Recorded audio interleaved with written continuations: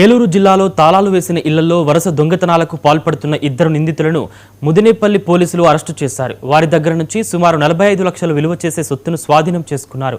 అరెస్టైన దుండగులు కలిందిండి మండలానికి చెందిన గొల్ల వంశీ, దేవి వరప్రసాద్గా గుర్తించినట్లు జిల్లా ఎస్పీ ప్రతాప్ శివ కిషోర్ పేర్కొన్నారు. కేసును ఛేదించడంలో ఉత్తమ ప్రతిభ కనబరిచిన పోలీసులను ఎస్పీ అభినందించారు.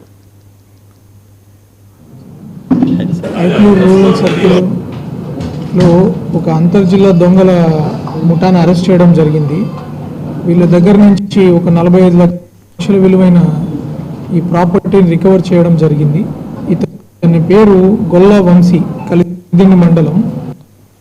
వీడి అసోసియేట్ ఇంకొకడు కాలా దేవి వరప్రసాద్, వీడిది కూడా కలిదిండి. వీళ్ళిద్దరూ కలిసి లాస్ట్ 1 yearగా ముదినేపల్లి, కలిదిండి, బంటుమిల్లి ఈ ఉమ్మడి కృష్ణా జిల్లా ప్రాంతంలో, పాత ఉమ్మడి కృష్ణా జిల్లా ప్రాంతంలో దొంగతనాలు చేస్తున్నారు.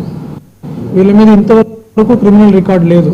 ఈ గొల్ల వంశీ అనేవాడి మీద ఈ క్రిమినల్ రికార్డు లేకపోయినా ఈ దొంగలన్నింటినీ వీళ్ళు ఎలా చేసేవాళ్ళంటే చిన్న చిన్న LED టీవీలు, తర్వాత గ్యాస్ సిలిండర్లు ఇట్లాంటివి దొంగతనం చేయడం స్టార్ట్ చేసి స్లోగా ఈ బంగారు దొంగతనాలు వీటికి కూడా చేయడం స్టార్ట్ చేశారు. వీళ్ళ మీద నేర చరిత్ర లేకపోవడం వల్ల తప్పించుకొని తిరగగలిగారు కొన్ని రోజులు.